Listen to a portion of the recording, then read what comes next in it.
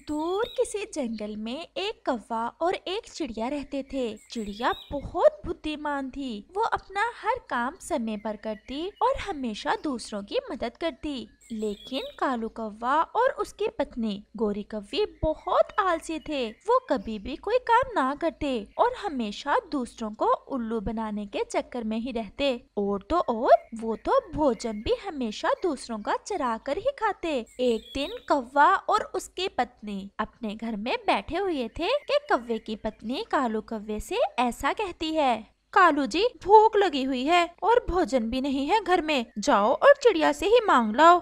अब चिड़िया को हमारे बारे में पता चल गया है कि हम कितने ज्यादा आलसी हैं, इसलिए वो मुझे भोजन नहीं देती।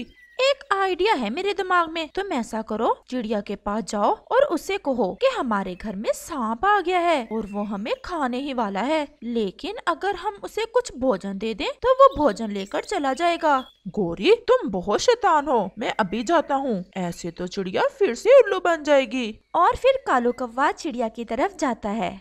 वो चिड़िया के घर का दरवाजा बजाता है।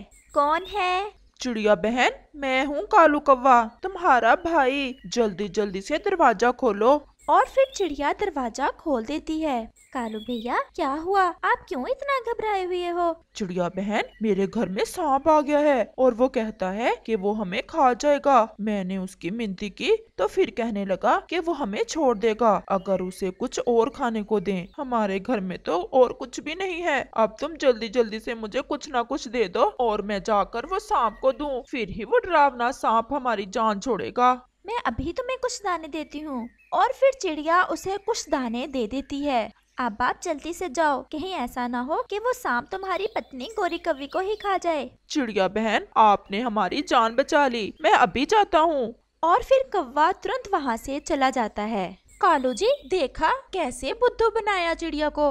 वो तो सच में मान गई और दूसरी बात नहीं की उसने और मुझे ये भोजन दे दिया और कहने लगी, जल्दी जल्दी जाओ, कहीं गोरी को वो सांप ना खा जाए। और फिर ऐसा कहते हुए वो दोनों जोर जोर से हंसने लगते हैं। कितनी बुद्धू है ये चिड़िया, हमेशा पागल बन जाती है। मम्मा, कालू अंकल के घर क्या सांप आया हुआ है? कुकू बेटा, वो झूठ बोल रहा था। लेकिन मम्मा, आपने तो उसे भोजन भी दे दिया सांप को देने के लिए। कुकू बेटा, मुझे उसका सब पता है, लेकिन मैं नहीं चाहती थी कि वो शर्मिंदा हो, इसलिए भोजन दे दिया। और फिर रात हो जाती है और वो सो जाते हैं। और फिर अगले रोज तोता चिड़िया के पास आता है। चिड़िया बहन, मैं दूसरे जंगल से आ रहा हूँ और वहाँ बरसात शुरू हो गई है। मुझे रास्ते में बादल भी मिले थे और वो बता रहे थे कि वो आज या कल हमारे जंगल में आ रहे हैं।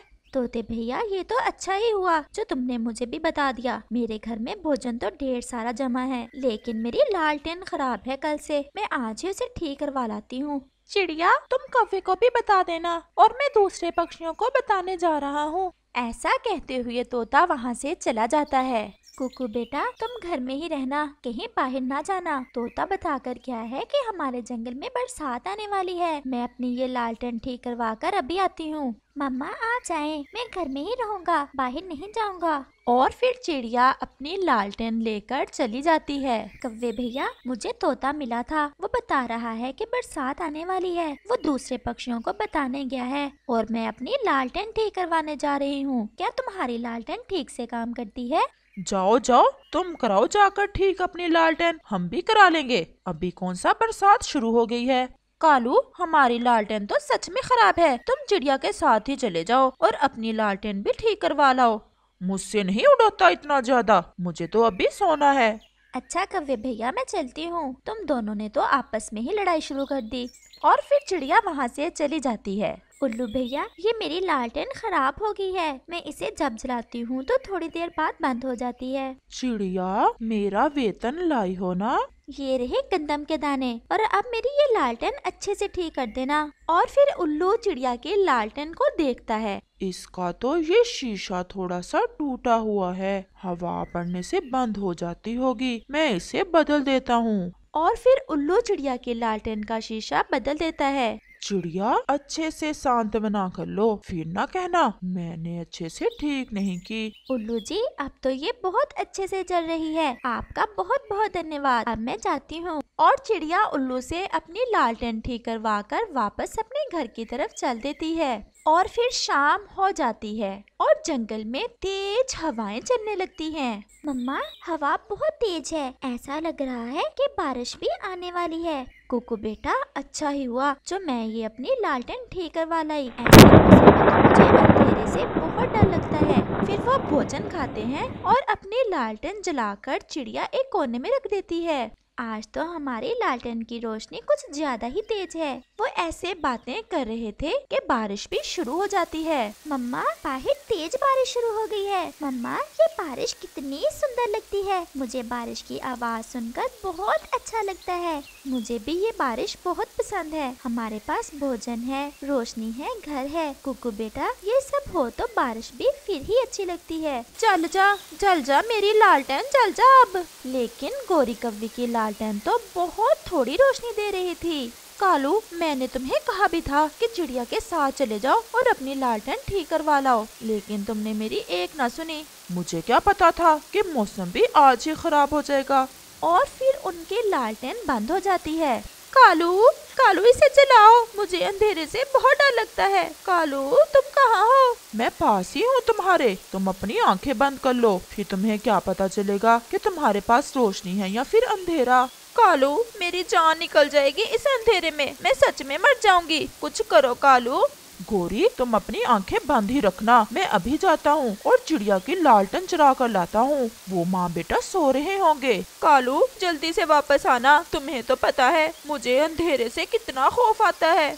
मैं अभी आया। और फिर कालू चिड़िया की लालटेन चुराने चला जाता है। कालू कौवा खिड़की में से देखता है कि चिड़िया और उसका बेटा सोए हुए होते हैं और कालू कौवा चुपके चुपके से चिड़िया के घर में चला जाता है। वो आहिस्ता आहिस्ता चिड़िया की लालटेन अपनी चोंच में लेता है और जल्दी से वहाँ से भाग जाता है। चिड़िया और उसका बेटा तो सोए हुए होते हैं, उन्हें पता ही नहीं चलता कि कौवा उनकी लालटेन उठा ले गया है। मेरी गोरी, अब जरा अपनी आंखें खोलो। शुक्र है कालू, तुम चुरा लाए चिड़िया की ये लालटेन, वरना मैं तो अंधेरे में मर ही जाती। न जाने मुझे इस अंधेरे से क्यों इतना डर लगता है।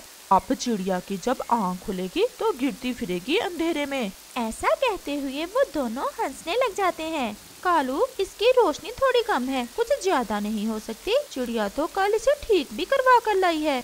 गोरी, क्यों नहीं, मैं इसका पूरा फ्लेम खोल देता हूँ। और फिर कालू कौवा चिड़िया की लालटेन का पूरा ही फ्लेम खोल देता है। कौवे को तो पता ही नहीं चलता कि आग तो उस लालटेन से बाहर तक निकल जाती है और जब तक कौवा उस फ्लेम को थोड़ा करता, आग कौवे के घर को ही लग जाती है।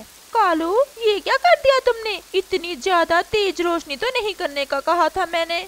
गोरी, भागो बाहर, चलो, हमारे घर को आग लग गई है। और फिर वो जल्दी से घर से बाहर निकल जाते हैं और कौवे का घर तो पूरे का पूरा जल जाता है। वो तो बारिश हो रही थी, इसलिए जल्द ही आग बुझ जाती है। गोरी, हमारा तो सारा घर ही जल गया। तुम हमेशा मुझसे गलत काम करवाती हो और फिर हमें उसकी सजा मिलती है। मैंने थोड़ी सी रोशनी ज्यादा करने का कहा था और तुमने तो घर को ही आग लगा दी। गोरी, तुम देख लेना, हमने चिड़िया की रोशनी चुराई, लेकिन उसके घर में कल फिर रोशनी होगी। लेकिन हमारे पास तो अब ना ही रोशनी रही और ना ही घर। इस कहानी से हमें सीख मिलती है, दूसरों की रोशनी चुराकर अपना घर रोशन करने से कभी घर रोशन नहीं होते, बल्कि वो घर ज्यादा अंधेरे में डूब जाते हैं। इसलिए हमें चाहिए कि रोशनियाँ बांटें, ना कि दूसरों की रोशनियाँ चुराएं। प्यारे दोस्तों, अगर आपको ये कहानी अच्छी लगी हो तो इस कहानी को ज्यादा से ज्यादा लाइक, शेयर और चैनल को सब्सक्राइब करें।